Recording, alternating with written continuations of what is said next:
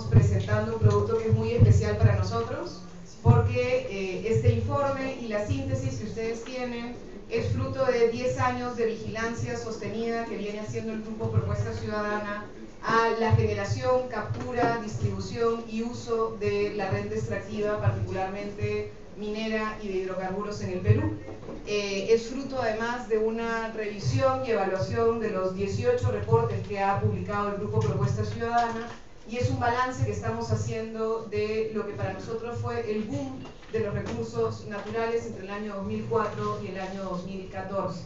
Entonces, en esta exposición y en este desayuno, queremos en primer lugar presentar a Gustavo Ávila. Él es investigador principal del Grupo Propuesta Ciudadana, es economista, tiene estudios en gestión de políticas públicas y tiene 15 minutos que esperemos logre para su presentación. Gustavo. Okay, gracias, buenos días. Olvidó Marisa decir que mientras está la exposición puede ir. Puedes desayunar. Puede ir tomando desayuno. Bien, dada la brevedad del tiempo, vamos a ir más o menos rápido en esa primera parte. Ya lo mencionó Marisa, y digamos lo que vamos a presentar ahora es el balance de 10 años continuos de mirada al sector, a la generación de renta, a la distribución, al uso. Pero antes de eso queremos mostrar cuál ha sido el gran contexto que ha movido y que ha dinamizado el sector y que le ha dado la fuerza y la importancia que le dio hasta hace, digamos, importancia relativa que se le dio hasta hace un par de años, por decirlo.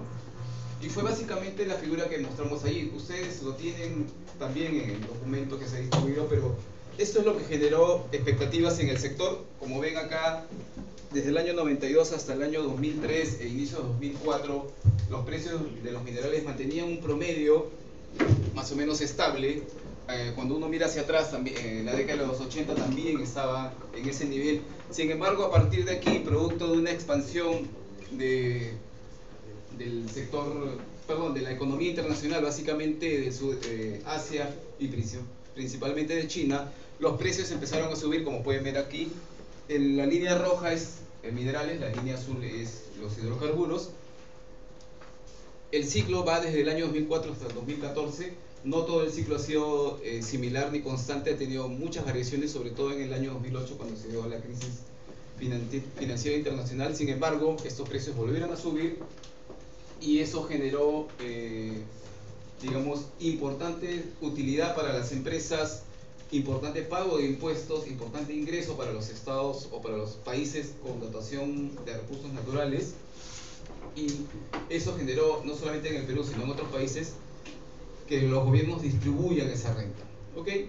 Sin embargo, ya a partir del año 2011, para el caso de la minería, este contexto empezó, digamos, los precios empezaron a descender, y en el caso de hidrocarburos sí, de alguna u otra manera, como se dice, la frenada fue mucho más brusca, porque en 4 meses los precios se redujeron a la mitad. Como fuese, estamos en un nuevo, ha acabado ese ciclo, y estamos en un nuevo momento. No sabemos si los precios exactamente regresarán a los niveles de años anteriores, tampoco sabemos cuánto durará ese nuevo escenario, pero lo que sí, digamos, tenemos claro es que no se va a volver a repetir este escenario en los próximos meses o años, que generó tanta, digamos, que le permitió al gobierno, al país, tener importantes recursos. En cuanto a qué fue lo que vendimos o cómo lo vendimos, en el cuadro de acá podemos ver las exportaciones de los minerales. Desde el año, tenemos información desde los 90 o hasta el año 2014, en promedio nuestras exportaciones, del total, 65 y en algunos momentos hasta 70% fueron minerales e hidrocarburos. Un dato a tomar en cuenta es que casi de todas las exportaciones de minerales, 3/4 partes, 75%, fueron oro y cobre. Y si queremos ser más preciso, en el caso del cobre, la mitad se fueron a China, y en el caso del oro, el 80% se fueron a Estados Unidos o Canadá. En el caso de China es evidente que es una exportación fruto de, digamos, una demanda industrial, del caso de Asia, y en el caso de Estados Unidos y Canadá son más bien estos fondos de inversión que, digamos, compraron el oro para abastecer o para las reservas de los bancos o los fondos de inversión, como les decía.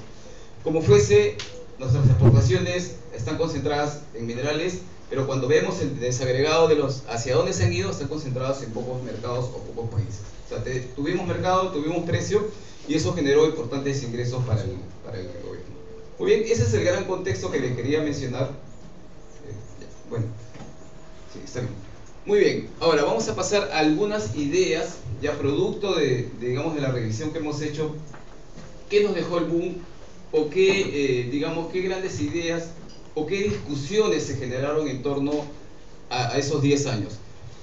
Una de las principales y donde hubo mucho debate fue si el Estado peruano capturaba o no adecuadamente la renta que se obtenía de la explotación de sus recursos naturales.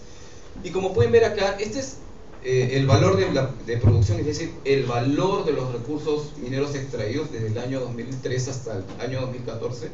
Y lo que hemos hecho ahí es desagregar cuánto ha sido el costo total, que es la barra de color azul, cuánto ha sido la renta para el Estado, es decir, a través de los distintos mecanismos, cuánto ha recaudado el Estado, y la barra de color verde es cuánto ha sido utilidad para la empresa, utilidad neta, es decir, lo último que obtiene la empresa y que luego se lo lleva y lo distribuye entre sus casas matrices o se lo apropia. Muy bien, como pueden ver allí, digamos, la mayor proporción, descontando el costo, la han obtenido las empresas. Y nosotros consideramos, después de tantos años de mirada a este tema, es que el Estado pudo haber obtenido un mayor margen. Solamente me quiero detener en este caso. Como ustedes pueden ver, en estos años la proporción que capturó el Estado en función a los recursos era entre 15 o 14%, 15%. En la medida que han pasado los años, esa proporción ha bajado, a pesar de que se incluyeron en el año 2011 nuevas medidas.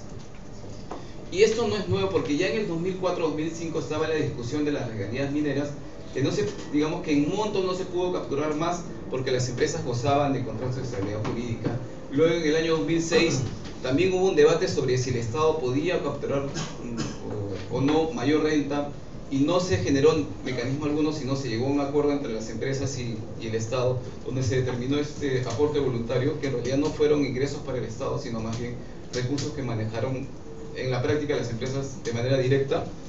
Y ya después, en el 2011, llegaron estas nuevas medidas, pero llegaron tarde porque, como vimos en el cuadro inicial, los precios empezaron a descender y no se logró una captura adecuada. Digamos, como fuese, el Estado no fue retribuido adecuadamente, se pasó el boom, se pasó la ola, como dicen muchos, y creemos que digamos, no hubo quizás también la voluntad para poder generar mecanismos que le permitan al Estado capturar mayor renta. Esta es una primera idea. Muy bien. Mencionaba también que cuando los estados tienen ingresos, en el caso del Perú y en el caso de otros, los distribuyen entre sus distintos niveles. ¿Qué sucedió en el caso peruano? Que la distribución priorizó básicamente a las zonas productoras. Como podemos ver acá, como en el gráfico del lado izquierdo, casi la mitad de las transferencias por canon, sobre canon y regalías mineras se ubicaron en 3 departamentos: Cusco, Ancash y Piura. Cusco por el tema del gas de Camisea, Ancash por la presencia básicamente de Antamina, y Piura por la explotación petrolera. Fueron los que principalmente se beneficiaron con las transferencias. Es decir, hay una diferencia entre los departamentos, una diferencia entre los departamentos que tienen recursos naturales y los que no. Y no solamente entre departamentos, sino al interior de los mismos. Y hemos tomado para el caso al interior del departamento, el caso del Cusco, donde pueden ver cómo, digamos, de las 110 municipalidades que hay en todo el departamento del Cusco, 8 se llevan la mitad del recurso y la otra mitad se la llevan casi 106 distritos, lo cual genera desequilibrios no solamente a la interna del departamento, sino también entre los departamentos. Esto generó, digamos, la posibilidad para que el BEP o el gobierno nacional genere mecanismos de compensación que fueron poco transparentes y que no permitieron conocer las reglas de juego. Es decir, en ese contexto hubo poca transparencia y discrecionalidad para la distribución de otros recursos que equilibren esta figura, ¿no? Digamos que... Gracias. Muy bien. A su vez, otro tema que hemos identificado, principalmente en aquellas zonas que recibían importantes transferencias de canon, sobre canon y regalías mineras, es que se generó lo denominamos canon dependencia. Es decir, estas regiones o estas municipalidades o gobiernos regionales dependían, su presupuesto total o de inversiones dependían de las transferencias de canon y regalías. Y en algunos casos, como pueden ver aquí, esta es una figura para el caso de los gobiernos regionales, casi la mitad entre los años 2008 y 2010 de sus presupuestos de inversiones se financiaban con el canon. Eso, en la medida que han pasado los años, ha empezado a descender, pero digamos que el financiamiento de las inversiones dependían del contexto internacional, de un contexto favorable que luego se fue volviendo adverso y que ahora está generando algunos problemas, porque como pueden ver, a partir del año 2012 en adelante, los presupuestos de inversión se financian cada vez menos del canon y está generando algunos problemas en las regiones por la mala planificación que hay en este sentido. Algunas regiones no lo ven como un reajuste, sino como un recorte. Entonces, aquí hay todo un escenario posible de conflictividad. ¿Ok? A ver, la siguiente. Y este es un tema que la siguiente gráfica muestra que a partir de lo que hemos revisado, no solamente se gastó en monumentos inútiles o en malas obras o en obras mencionadas, sino que se identifica una cierta tendencia en el gasto. Como pueden ver, desde el año 2004 hasta el 2014, el presupuesto de inversiones según las funciones, para el caso de los gobiernos regionales, se destinaron en un 85% a 4 funciones, como las pueden ver allí: salud, saneamiento, transporte, educación, cultura y deporte, y la función agropecuaria. Es decir, se identifica cierta tendencia del gasto, pero sin embargo, más allá de este gráfico, la gran crítica es que para evaluar que también se usaron estos recursos, se necesita información del impacto, y no solamente de lo que hicieron los gobiernos subnacionales, sean municipalidades y gobiernos nacionales, sino también en conjunto del aparato estatal. Los 3 niveles de gobierno han mostrado dificultades para gestionar estos recursos, y esto es una gran crítica en el sentido de que hubo mucha plata, pero el aparato estatal en su conjunto no estuvo preparado para administrarlo, se presentaron muchos problemas. Si bien nosotros podemos saber que hay 85 de cada 100 soles destinados a estas funciones, eso no escapa a que podamos decir que hubo actos de corrupción, que hubo malas obras, que no se hicieron bien.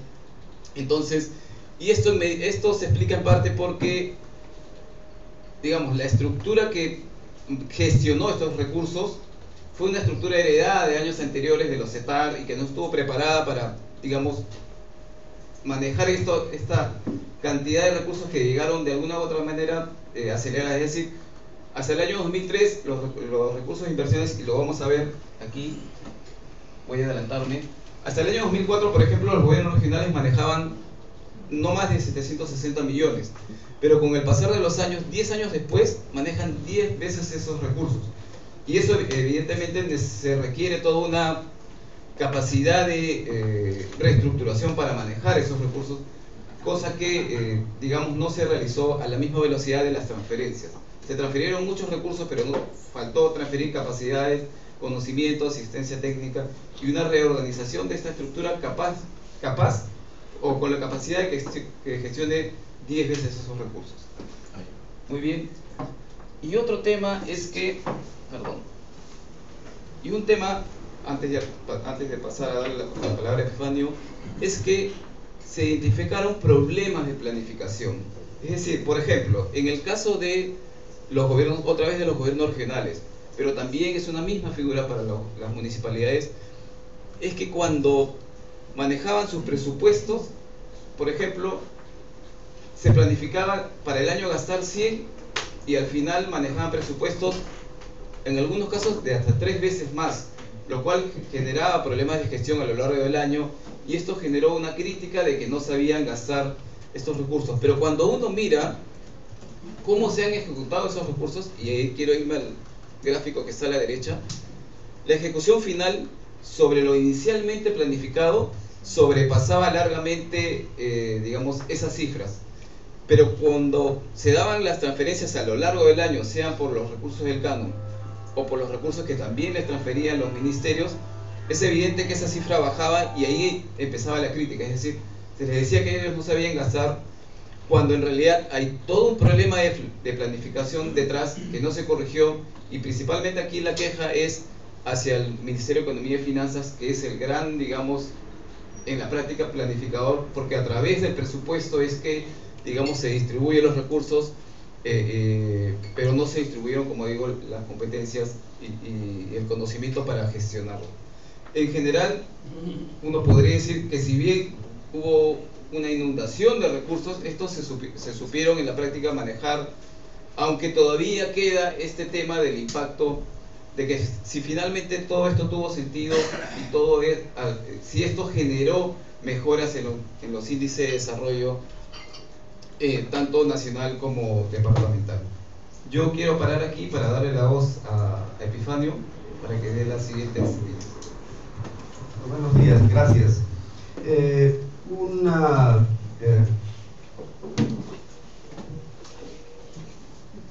sexta conclusión o tendencia que identificamos en este balance es lo que hemos venido a denominar una tendencia progresiva hacia la privatización del gasto público. ¿A qué nos referimos? Nos referimos a que apelando, argumentando la supuesta ineficacia y mal gasto en el Estado, y especialmente los gobiernos subnacionales, municipalidades y gobiernos regionales, es claro que desde el Ministerio de Economía se han tomado medidas orientadas a entregar al sector privado la ejecución o el manejo de crecientes recursos públicos a través de dos mecanismos. Las asociaciones público-privadas, que tienen distintas categorías, hay una que tiene un aporte público importante, y las obras por impuestos. Y aquí lo que quiero señalar es que se hace esto al mismo tiempo que nosotros observamos que desde el 2005 en adelante, en realidad, todas las políticas descentralistas que debieron orientarse hacia la modernización y a la mejora de la gestión pública, especialmente la descentralizada, fueron abandonadas. Entonces, esa privatización del gasto público, en el reporte hemos tratado especialmente obras por impuestos, y ahí es claro la presencia de las empresas mineras especialmente, que como se puede ver en el cuadro, 5 de ellas digamos, manejan o representan un porcentaje alto del total de los recursos comprometidos, que ascienden a más o menos 1.500 millones de soles. Desde nuestro punto de vista, esa política es riesgosa, y no solo ya la Contraloría de la República lo ha mostrado para el caso de las asociaciones públicas, los riesgos que implica, sino a nivel internacional también está ya evidenciado, está demostrado que este mecanismo, si no está acompañado de eficaces mecanismos de control, supervisión de parte del Estado, termina haciendo obras más costosas e incluso también con hechos de corrupción de por medio. Y en las obras por impuestos, consideramos que debería ser un mecanismo temporal y que quede explícitamente señalado que se trata de recursos públicos. Sin embargo, observamos que hay que se difunden, que se difunde a la opinión pública como si fuese parte de la responsabilidad social de las empresas que lo hacen, ya sean bancos o también empresas extractivas. La última, por favor. También nosotros en estos años de trabajo entramos a analizar el sistema de entrega de concesiones mineras en el Perú. Y ahora es clarísimo que este sistema de entrega automática y acelerada de concesiones ha llevado a una situación que es insostenible. Es decir, se ha entregado concesiones de manera tan caótica y prácticamente ocupando todo el territorio en muchas provincias del país, que es un factor generador de conflictividad, desconfianza en los territorios en donde principalmente se dan, que son las comunidades campesinas de los Andes y las amazónicas. No queda aquí duda de que este sistema debería ser cambiado por uno más inteligente y por lo menos parecido al que rige en el sector hidrocarburos.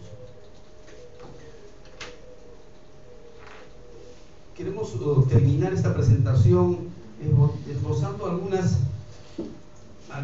líneas de propuesta, de desafíos, es decir, en algunos de los planos, qué es lo que deberíamos discutir, cuál es la agenda que tenemos hacia el futuro para, ahora que el ciclo se acaba, después de 10, 15 años podemos tener uno nuevo, y cómo deberíamos prepararnos para ello.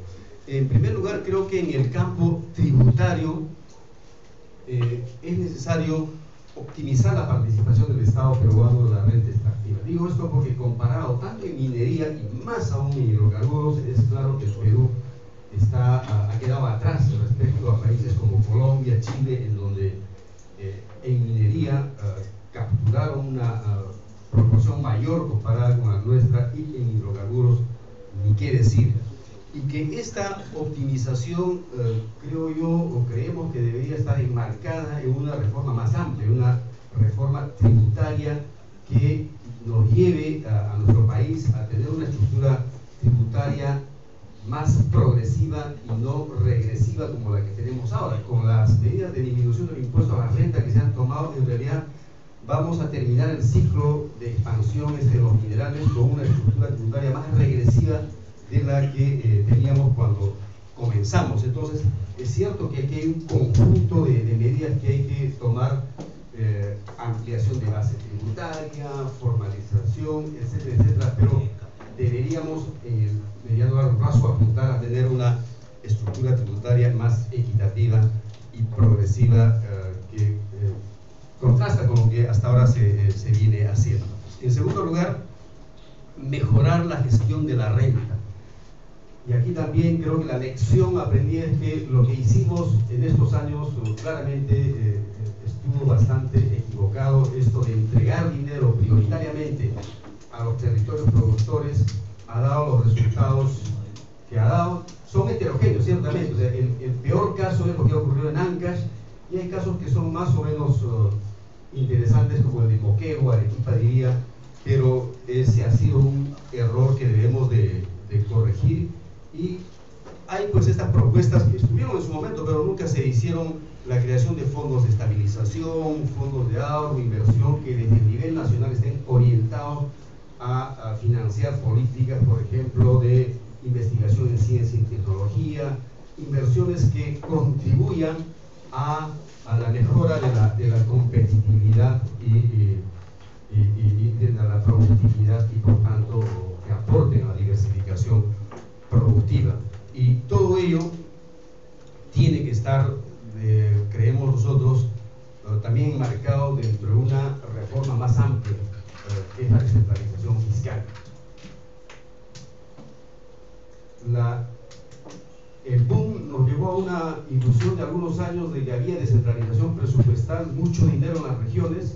Ni bien se acabó este boom, ahora tenemos regiones en donde los ingresos se han reducido drásticamente y hay un escenario de conflictividad bien complicado. Entonces, ¿cómo diseñamos un esquema de distribución y de gestión de esta renta a futuro que supere esos problemas que hemos observado? Ese es un desafío importante. En tercer lugar, el desafío de la eficacia y de la eficiencia del gasto público. Ya varios estudios han mostrado que el impacto del uso de los recursos del canon no han sido los esperados. En algunos casos, inclusive, el canon ha sido un generador de inequidad en los territorios, y la calidad del gasto ciertamente no ha sido buena.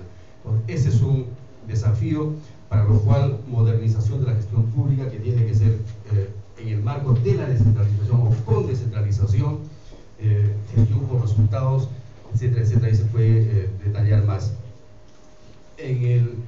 Estos mecanismos de entrega de recursos públicos al sector privado, APPs, obras por impuestos,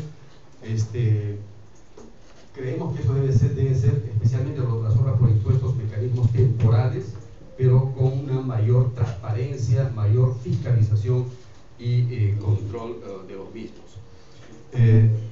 Ya he dicho en mi presentación que en el caso de las concesiones mineras se cae de madura esa idea o el planteamiento de que esto tiene que ser modificado. No podemos seguir más con este sistema que genera sobreposición de derechos, conflictividad y lleva a un uso caótico del territorio, y ciertamente esta modificación tiene que estar o tendría que estar articulada a estos procesos de zonificación económica, ecológica y ordenamiento territorial, de tal modo que a futuro no se pretenda hacer como ahora actividad minera o hidrocarburífera donde se nos ocurra.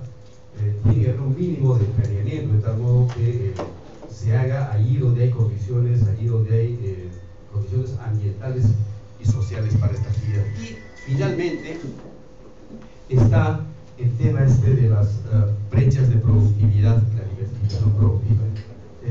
Tanto el Plan Nacional de Diversificación Productiva que tenemos, los datos de CEPAL muestran que en Perú y en la región América Latina, en estos años se ha producido una ampliación de las brechas de productividad. ¿Qué quiere decir? Que tenemos algunos sectores, entre ellos los extractivos, con altos niveles de productividad y de ingresos, y de otro, en esos mismos territorios, poblaciones trabajando con niveles de productividad muy bajos y por tanto de ingresos también. Y eso genera la causa de inequidad, desigualdad. El desafío es cómo vamos disminuyendo esas brechas de productividad, y pensamos que la diversificación productiva es ciertamente un camino, es decir, cómo vamos creando nuevos motores del crecimiento económico en agricultura, en turismo, en industria, con la finalidad de metiendo bastante innovación, tecnología, creamos actividades económicas con valor agregado que generen empleo digno y con mayores ingresos. Y ciertamente esta propuesta, el Plan Nacional de Diversificación Productiva, es un primer paso que debería continuarse dándole más fuerza, más decisión política y sobre todo dándole una dimensión territorial. Muchas gracias.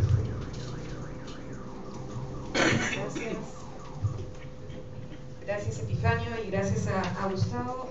Tenemos una parte de comentarios. Hemos invitado a 4 personas a las que agradecemos por estar acá, a las que les vamos a pedir que hagan algunos comentarios puntuales que animen un poco a una discusión, y después abriremos el espacio para quienes quieran participar, comentar, aportar en estos 10 años de vigilancia que viene haciendo el Grupo Propuesta Ciudadana. Empezamos con Carlos Casas. Él es director del Centro de Estudios sobre Minería y Sostenibilidad de la Universidad del Pacífico, es economista y es profesor también de la universidad. Muchas gracias por venir, Carlos. Bueno, muchas gracias por la invitación. Creo que debatir estos temas, hacer evaluaciones, digamos, aprender de los errores que se pueden haber cometido y también de las cosas positivas que han surgido en este boom o en este ciclo minero, creo que es muy importante para poder generar políticas públicas más adelante que puedan prevenir o mejorar, digamos, la performance de los distintos sectores. Bueno, sí, los datos que presentan en general son los datos que hemos observado todos y que hemos analizado en los últimos años. Sin embargo, a mí me gustaría tocar algunas cosas con respecto a lo referido a las recomendaciones, ¿no? En primer lugar, se habla de que se ha recibido poco del Estado, la captura del Estado por parte de los recursos generados por la minería ha sido relativamente pequeño lo que pudo haber sido, ¿no? Y bueno, también hay que tener en cuenta acá que a veces la minería es un negocio de largo plazo, ¿no? Entonces, cuando uno ve los negocios de largo plazo asociados a la extracción de commodities o la explotación de commodities, generalmente lo que uno tiene es que hay épocas realmente bajas, se puede ver también en precios agrícolas y después también en precios cuando hay ciclos al alza. Entonces, dentro de ese esquema, digamos, mantener la participación o la apropiación que va a tener el Estado más o menos ampliándose y reduciéndose, digamos que puede quitar el incentivo de las empresas dedicadas a la producción de commodities, que ven mucho más en un ciclo, en un superciclo, en un ciclo de mucho más largo plazo, ¿no? Entonces, quizás hay el hecho de que los gráficos que se presentan y los datos que se presentan que las utilidades de las empresas mineras han sido elevadas. Bueno, en ese sentido habría que ver una perspectiva de mucho mayor largo plazo para ver en donde en algunos casos, en los 90, al principio del 2000, digamos, era mucho menor, ¿no? Como se puede ver acá, digamos, las utilidades. Por otro lado, también tratar de pensar o inferir a partir de acá de que se deberían controlar las utilidades que tienen las empresas, digamos, podría ser peligroso porque, digamos, al fin y al cabo, la inversión que se necesita para llevar adelante la actividad minera creo que es importante y, bueno, obviamente tiene que hacerse bajo reglas adecuadas para poder seguir avanzando. Otro punto que se menciona es el de la descentralización fiscal, ¿no? Un tema en donde definitivamente lo que observamos es que la desigualdad sí se ha incrementado, ¿de acuerdo? Eso sí es innegable. En el Perú el índice de Gini de distribución de los ingresos a nivel de personas está en alrededor de 0.48, se ha reducido 0.54, 0.48, es de los más elevados del mundo, es cierto, estamos en la zona más desigual del mundo, en América Latina, pero se ve una tendencia a la disminución. Pero cuando uno ve las cifras, por ejemplo, a nivel de municipalidades, de la desigualdad de los ingresos que han recibido las municipalidades, las cifras son mucho más dramáticas. Cuando uno solo ve ingresos propios, el índice de Gini está en alrededor de 0.7. ¿Por qué? Porque lo que tenemos es que los que generan recursos propios son básicamente las zonas urbanas, ¿no? Y es más, cuando uno analiza los impuestos locales y saca el IVA metropolitana, la recaudación cae como 60%, o sea, 60% de la recaudación tributaria local, o más, 65% está concentrada en Lima. Entonces, uno pensaría que con eso hay un sesgo prourbano, pero cuando uno pensaría, bueno, el canon está orientado a zonas rurales y por tanto se debería compensar de alguna manera, y uno pensaría se reduciría el índice de Gini, y cuando uno hace los cálculos, una vez que se asigna el canon, lo que tenemos es que el canon se mantiene en 0.7, pero la razón es distinta. La razón es que hay un sesgo prourbano, sino que hay un sesgo prorural, ¿de acuerdo? Y lo que uno puede ver es que cuando uno analiza, por ejemplo, los 4 grupos del plan de incentivos que tiene el Ministerio de Economía y Finanzas, en las municipalidades más débiles que ellos incorporan dentro de del plan de incentivos, es donde se ve que se han incrementado fuertemente los recursos por esta transferencia del canon, lo cual genera que tengamos el mismo nivel de desigualdad, pero explicado por otra razón. Y allí lo que vemos nosotros es que una vez que entra el fondo de compensación municipal que es recibido por todas las municipalidades, el índice de Gini baja de 0.7 a 0.4 aproximadamente, por lo cual la gran herramienta que tenemos por ahora cuando nosotros tratamos de pensar en una distribución más equitativa de los recursos es este fondo de compensación municipal. Y algo que ha venido aumentando en los últimos años son las famosas transferencias por recursos ordinarios, ¿no? Como se mencionaba, que son a veces discrecionales, que es cuando el ministerio lo está ejecutando, y por ejemplo en estos meses uno podría hablar con algunos alcaldes y presidentes regionales que de pronto le cae un montón de dinero y estaban yendo bien en su ratio de ejecución, y como les cae el dinero, el PIN aumenta y el ratio de ejecución cae. Y por eso me parece adecuado poner esta comparación de hacer el ratio comparando con el PIA y el PIN, ¿no es cierto? Porque el PIA podría ser algo que está mucho más adecuado a lo que es la realidad. Y lo que tenemos es que estas transferencias, los recursos ordinarios, que son transferencias del nivel nacional a los niveles subnacionales, la desigualdad se mantiene en 0.4 aproximadamente. Entonces, aquí lo que vemos es que si uno quiere hacer algún sistema de cambios o de mejorar la inequidad o disminuir la inequidad que hay de la distribución de estos recursos fiscales, uno podría pensar básicamente introducir mecanismos que en el resto de países de América Latina, digamos, tienen distintas formas, ¿no? Una de ellas es el famoso esquema Robin Hood, es decir, el mismo canon redistribuirlo, ¿no es cierto? Lo cual políticamente puede ser bastante inviable, ¿no es cierto? Es decir, oye, el canon se va a reducir o reducimos, mantenemos la torta, pero aquellas zonas que no reciben canon ahora recibirán el 20% de la torta, se repartirá entre ellos. Eso es lo que ocurre en muchos países, pero digamos eso puede ser inviable de manera política. De otra forma, lo que tenemos nosotros es diseñar un sistema de transferencias intergubernamentales que sea como una especie de reglas contingentes. Que uno de los objetivos sea mantener la equidad fiscal, donde la equidad fiscal, ¿cómo se entiende? Se entiende que el ciudadano, donde viva, debe recibir la misma cantidad y calidad de servicios públicos. Entonces, acá hay que incorporar, primero, para estos cálculos, las diferencias en costos de proveer los servicios a nivel de todos los departamentos. Y por otro lado, tener estimados de cuál es la capacidad fiscal y cuál es la capacidad o las necesidades de gasto que tienen a nivel de las municipalidades.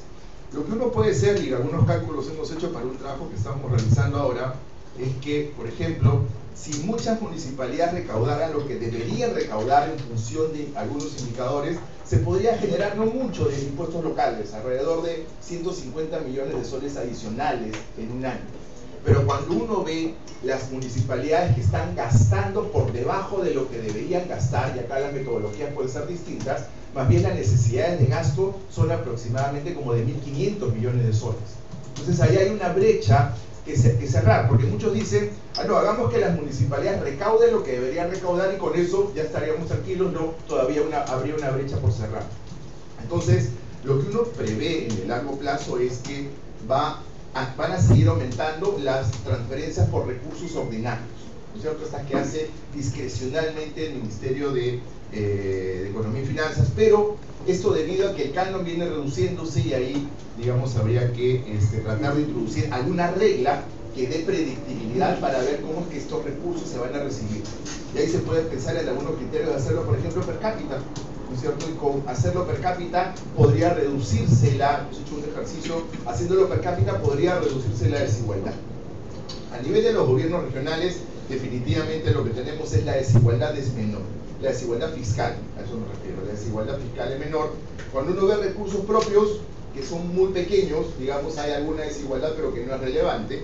Cuando se introduce el canon, nuevamente se vuelve a incrementar la desigualdad, pero cuando tenemos las transferencias de recursos ordinarios que van a financiar gastos de salud y educación, nuevamente caen y bastante, ¿no? Caen a un coeficiente de Gini 0.15, el óptimo es que sea 0, pero digamos es mucho menor la desigualdad a nivel regional que a nivel local. Bueno, entonces allí quizás el esquema que existe actualmente, que es más o menos per cápita, porque se da las transferencias para financiar gastos de educación van en función a los alumnos y también las transferencias de salud van en función a el número de pacientes que hay que atender. Habría ahí que, digamos, dado lo que ocurre a nivel de gobiernos regionales, se podría ver qué es lo que ocurre que podría ocurrir a nivel de los gobiernos locales. Por otro lado, dos cosas en el poco tiempo que me queda que me gustaría resaltar. El hecho de la eficiencia en el gasto, sí. La eficiencia en el gasto definitivamente no hay una cultura de evaluación en el país, ¿no es cierto? Lo que uno puede ver es que si se hace la evaluación y la evaluación no sale como el que planteó o el político que tomó la decisión de llevar a cabo determinado programa no sale como él esperaba, digamos, se ponen trabas para que las evaluaciones no sean públicas, por ejemplo, ¿no? Y ahí hay que tener cuidado con eso porque no sabemos si la descentralización ha sido buena para el país o no. No sabemos si todos los gastos que se han hecho en inversión durante los últimos años han mejorado la calidad de vida de la educación. Cuando uno ve la conflictividad, uno ve que las zonas que tienen más canon son las que tienen más conflictividad. De acuerdo, los datos estadísticos ahí no mienten, pero habría que ver un poco cuál es la causalidad, ¿no es cierto? Lo que uno observa es una alta correlación, pero habría que analizar un poco más qué es lo que tiene que ver con esta causalidad. Y un factor importante a tomar en cuenta podría ser justamente la calidad del gasto que se está realizando, ¿no? Y que a veces no se responde a las demandas de la población, y ahí hay todo un tema que revisar con respecto a los presupuestos participativos, ¿no es cierto? Que hay muchas críticas en lo que se ha convertido este mecanismo, y creo que sí habría que hacer una cultura de institucionalización. Al igual que con el gasto social de las empresas, ¿no? Las empresas han gastado bastantes recursos en lo que son los programas de responsabilidad social. En el programa de minero de solidaridad con el pueblo, es cierto, estaba como requisito hacer evaluaciones de impacto, pero existen muy pocas, y más bien son evaluaciones de producto más que de impacto, o tener indicadores de cuántas carpetas se dieron, etcétera, pero no cómo se mejoró la calidad de la educación. Y por último, lo que quería mencionar era el tema de obras por impuestos, ¿no? Si bien yo coincido en el hecho de que no es un mecanismo de uso de recursos privados, o sea, son recursos públicos, porque no es otra cosa que un impuesto que se está pagando por adelantado. Digamos, hay que tener cuidado con eso, pero digamos que con el tiempo lo que uno puede observar es que este mecanismo no ha crecido. Este año es el 10% o el 15% de lo que fue el año pasado. Uno hubiera esperado que ante la reducción del canon, las empresas hubieran reaccionado tratando de pagar impuestos por adelantado, pero esto no ha sido así. Y esto tiene que ver también con algunas cosas. Los costos que afrontan las empresas para hacer obras por impuestos son mucho más altos que lo que tiene una municipalidad o un gobierno regional, porque los estándares son distintos. Me tocó conversar con alguna empresa y le decíamos, oye, si lo hace la municipalidad costaría como 10, pero si eso la empresa costaría como 20. Pero esto no implica corrupción, sino que hay otros estándares que cumplir. Lo que me decían de la empresa es, para que una persona trabaje en una obra que se va a realizar, tiene que pasar por todo el protocolo de seguridad que tiene la empresa, ¿de acuerdo? Porque al fin y al cabo se ve una especie de contratista.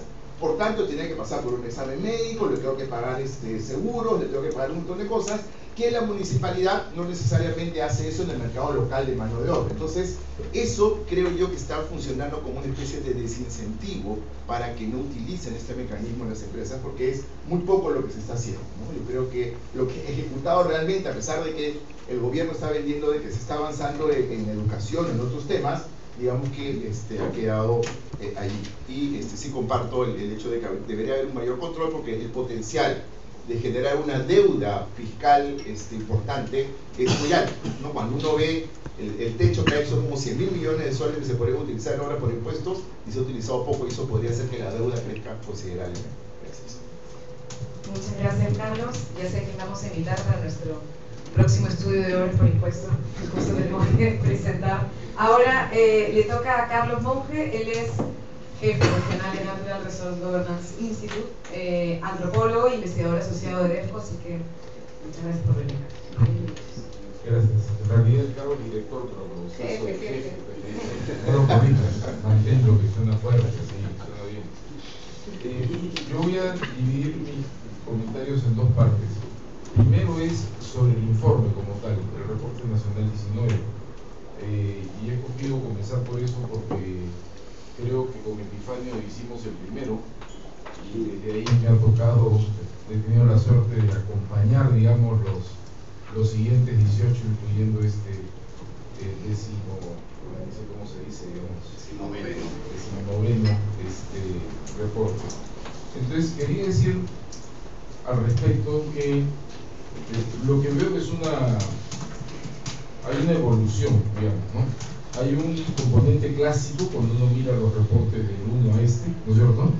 Que tiene que ver con el ciclo de inversión, producción, captura de renta, distribución de renta, uso de la renta. Ese ha sido el núcleo de los reportes Vigila Perú a lo largo del tiempo.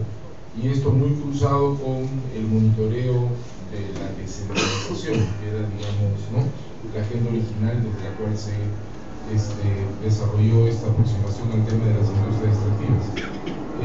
Sin embargo, me parece que este reporte ya ilustra con mucha más claridad una tendencia que se inició, ¿no?, hace 2 o 3 o 4 reportes, no sé, a diversificar un poco esa agenda de los Vigila Perú, ¿no?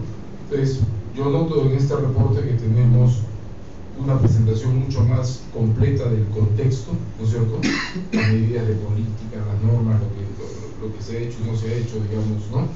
Entonces me parece que ese es el capítulo 2, digamos, hay un manejo cada vez mejor del contexto que permite leer y entender el paquete de cifras que viene después. Luego me parece que se entra con mucho más fuerza al tema de la transparencia y una apreciación del proceso de la iniciativa de transparencia de las industrias extractivas, particularmente podría ver también cómo va lo de la Alianza para un Gobierno Abierto y otras cosas, pero me parece que hay un capítulo dedicado a eso que es importante, que hay que mantener. De la misma manera, inspirados por el trabajo histórico de larga data que venía haciendo Cooperación, ¿no es cierto?, propuesta entró también a ver el tema de las concesiones, y hoy día este capítulo sobre la gestión de los territorios, teniendo como fuerte de entrada el tema de las concesiones de superficie para exploración y extracción, es un capítulo importante en un seguimiento de ese tema. Y hay luego dos novedades, ahora sí. Uno es el tratar de construir un indicador y a partir de ahí hacer un seguimiento y un monitoreo del tema de los niveles de dependencia o diversificación productiva en relación a las industrias extractivas, que me parece que es una respuesta pues, de cajón, digamos, al reto que nos plantea la coyuntura. Si ya no vamos a depender tanto de las extractivas, ¿qué hacemos en vez de eso? Y hay política pública, hay un plan nacional de diversificación productiva. Entonces entrar a medir cómo va eso me parece bien importante. Y este tema que Carlos estaba discutiendo al final de la privatización del gasto público, mirando en particular el mecanismo de obras por impuestos, aunque no sea el único, pero no, el análisis está centrado en eso. Entonces yo lo que veo es una continuidad, un núcleo duro de análisis, inversión, producción, captura, distribución y uso de renta, que va ampliándose, incorporando el tema de las concesiones y a partir de ahí el tema de la gestión de los territorios, mirando ahora estos temas de dependencia e independencia respecto a las extractivas, estos temas de la privatización del gasto público y el tema también de la transparencia. Cada uno de esos constituye como capítulos que antes no necesariamente había, ¿no? Como capítulos en el reporte. Yo celebro, ¿no?, que haya esa ampliación de la agenda, porque me parece que hace de eso un reporte más completo que cubre una gama de temas más interesante para el lector. Y por supuesto, y ese es un viejo,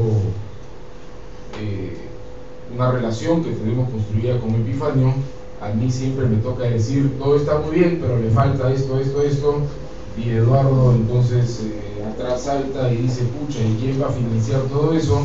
Y Epifanio pone cara larga y dice, maldición, y ahora hay más cosas que hacer. Pero esa es la relación que hemos establecido. A mí se me ocurren cosas, Eduardo tiene que buscar la plata para hacerlas, y el que termina chambeando más son acá Epifanio y Gustavo, y a veces jalan a Marisa, y bueno, en fin, mi rol es cómodo y para eso me pagan, entonces eso voy a hacer ahorita. Entonces, me parece que hay nuevos temas que van a meditar que, ¿no?, que se sigan mirando. Por ejemplo, todavía mirando la parte de inversión, renta, en fin, hay un nuevo debate, digamos, ya Propuesta Ciudadana le entró al tema fuerte de cuánto me pagan las empresas, empresa por empresa, proyecto por proyecto, ¿no es cierto? Y ahora el reporte EITI, ya el reporte oficial EITI, darle esa información totalmente desagregada, lo cual yo creo que es un paso monumental hacia adelante, porque en la práctica se rompió, ¿no es cierto?, la protección, digamos, del secreto tributario para este sector del mundo empresarial. Pero una vez que uno sabe cuánto pagas, entonces la pregunta es ¿por qué pagas eso que pagas? Entonces hay que entrar al debate sobre costos de producción que se han venido elevando de manera desproporcionada, creo yo, en relación a la inflación y a las cosas que pasan en el país, y hay que ver también el precio de transferencia. Y ya comienza a haber evidencia de cómo el oro, ¿no es cierto?, se exporta de acá a la propia casa matriz del exportador a un precio chiquito, se paga impuestos correspondientes al precio chiquito, y luego se exporta desde, ¿no?, esa casa matriz en el Gran Caimán, en un paraíso fiscal, rumbo a Suiza, y ahí sí adquiere el precio real, pero sobre ese precio real acá no se pagan impuestos.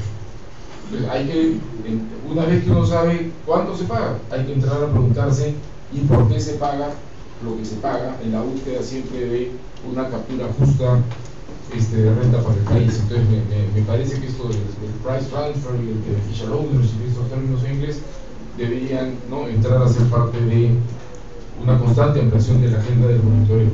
Y el otro gran reto es el tema ambiental. ¿no? Eso es una cosa que venimos conversando, cómo hacer, pero a mí me parece que propuestas y sus reportes tienen que entrarle de frente al tema ambiental.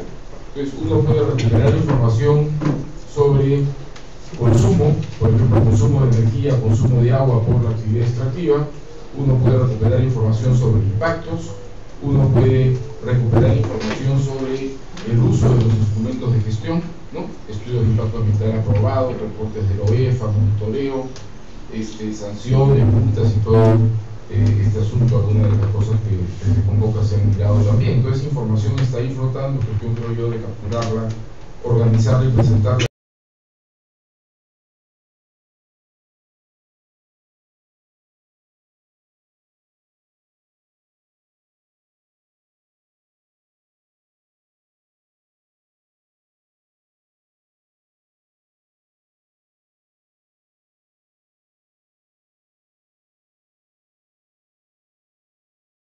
Porque con apoyo de Oxfam, Propuesta trabajó una metodología e hizo una medición para un cierto periodo de tiempo, y no sé qué tan complicado será, ¿no?, seguirlo, pero a mí me parece un tema súper interesante. Y luego presenta relaciones con pequeña agricultura, ¿no?, que me parece otro tema súper interesante que debería ser parte de una agenda ampliada. Y finalmente, respecto ya del tema de qué nos dejó la minería, yo quiero hacer un comentario. Quiero hacer el siguiente comentario. Uno, me parece que el trabajo presentado está muy centrado en los temas económicos, ¿ya? Y me parece que hay dos otros campos de análisis que debieran ser incorporados en trabajos complementarios. Este podría ser el primero de una serie de qué nos dejó la minería, o qué nos dejaron las extractivas en el superciclo. Yo creo que hay dos dimensiones que hay que incorporar. Una es, y que además yo sé que Propuesta las está trabajando, entonces, bien, ¿no es cierto? Una es la dimensión social. Finalmente, ¿cuál es el vínculo de esto con pobreza y desigualdad? Porque la correlación positiva general entre superciclo, ¿no?, peso de las extractivas, disminución de la pobreza y disminución de la desigualdad está establecida. Los datos dicen hay una correlación positiva general, pero hay que entrar a mirar la relación causal, y se puede entrar a mirarla mirando los territorios. Y entonces uno ya se comienza a hacer preguntas un poquito más complicadas. ¿Cómo así hay territorios con mucha actividad extractiva, minería y petróleo, que les ha ido relativamente bien?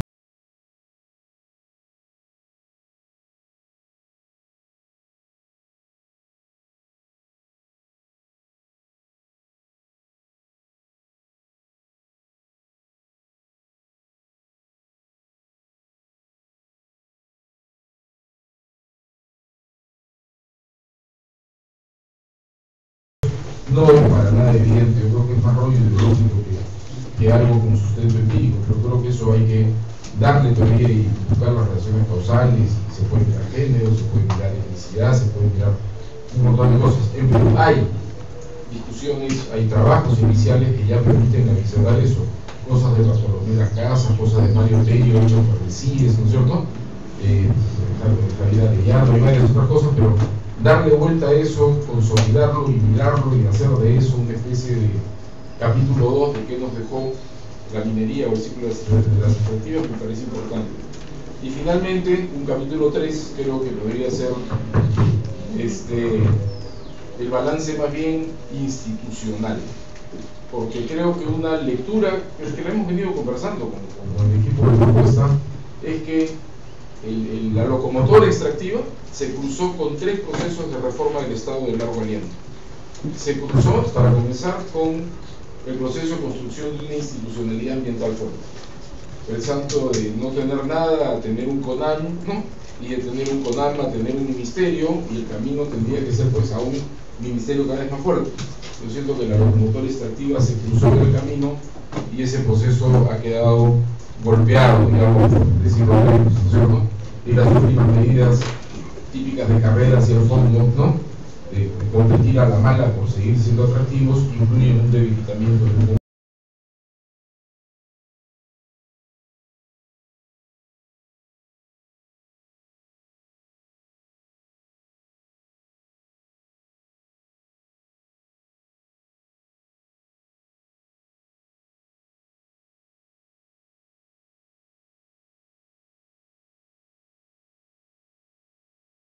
y el pleno desarrollo del mecanismo de la consulta. Y ahí es una cuestión más ambigua, porque es durante el superciclo que se establecen estos mecanismos de participación y es durante el superciclo que se aprueba la ley de consulta. Pero luego al final del superciclo, ¿no?, uno ve toda la resistencia para ponerla en práctica, sobre todo en el sector minero, ¿no?, donde ha habido marchas, contramarchas, conflicto interno, y al final parece que por fin vamos a comenzar a tener consultas en el sector minero. Pero ese balance institucional de cómo, ¿no?, el superciclo se cruzó con procesos de reforma progresiva del Estado de largo aliento, me parece que amerita ser como un tercer capítulo de este balance que no dejaba minería o que no dejaron las extracciones. Entonces, felicitaciones por lo hecho. La mala noticia es que creo que hay otro concepto. Adelante, diputado. Allá tu trabajo. Gracias. Gracias, Choqui. Sabíamos perfectamente que invitar a NRGI suponía después algún tipo de compromiso extra. En todo caso, contarles también, antes de darle la palabra a nuestro próximo comentarista, que estamos haciendo un estudio sobre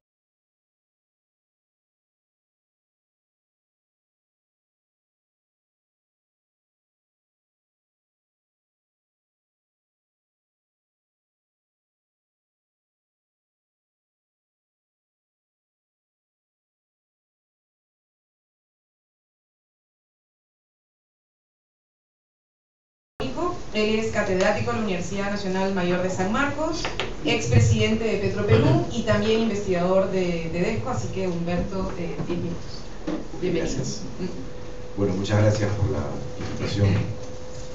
Acá también somos caseritos con Propuesta Ciudadana y con NRGI, o sea que sabemos bastante las cosas que se hacen. Bueno, como el tiempo es corto, yo pienso que Choqui Monge ha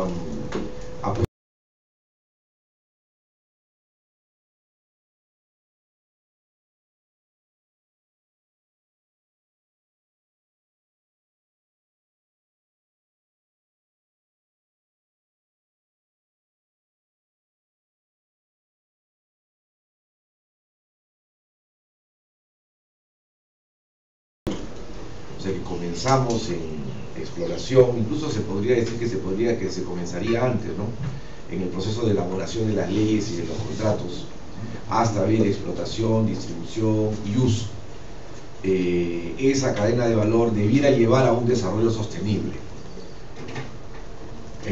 desarrollo humano, lo que se quiera, ¿no? Ese es el fondo del enfoque. Y yo quisiera decir que, bueno, por ejemplo, el Banco Mundial ahora tiene ese enfoque, el enfoque de la cadena de valor. Que lo aplique o no lo aplique, eso es otro tema, pero es un poco lo que rige. Y en ese sentido también quería entrar a los cambios que han habido en el Fondo Monetario. El Fondo Monetario tenía la hipótesis, para todos los ingresos tributarios, la hipótesis del ingreso permanente, y fundamentalmente para los recursos naturales, esta hipótesis lo que significa es proyectar en el tiempo cuál va a ser el ingreso minero o de hidrocarburos y dividirlo de manera a que tengamos una sostenibilidad y una predictibilidad en lo que viene. Es de alguna manera un tema de ahorro. Pero el FMI cambió y el FMI ahora dice, bueno, eso será para países como Suiza, pero en países como los que tienen recursos naturales pero que son relativamente pobres, tú no te puedes dar el lujo de tener la plata parqueada a largo plazo ganando un interés muy bajo cuando hay obras de rentabilidad económica y social que se pueden hacer en un país donde necesita infraestructura, gastos en educación, salud, digamos, diversificación.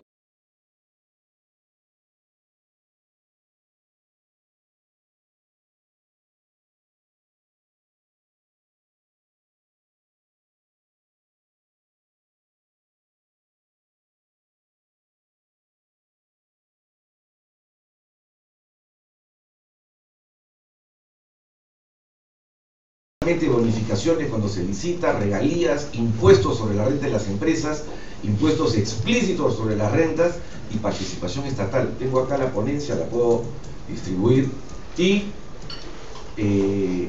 por ejemplo, dice, una regalía sobre ingresos brutos, un impuesto orientado expresamente a las rentas y por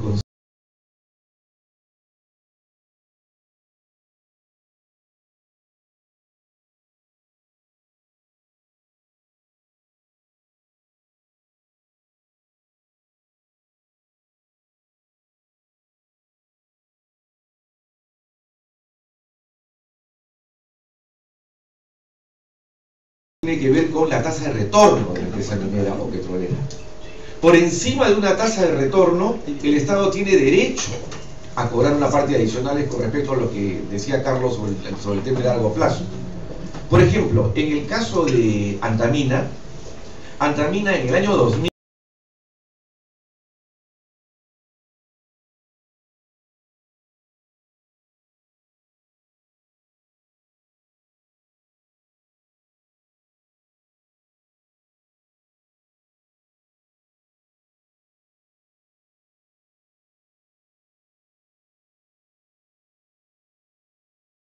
¿cuál es la tasa interna de retorno de la empresa? Es inversión igual depreciación más utilidad, ¿no? Y sobre esa base, ese resultado, se aplica la fórmula y la tenemos.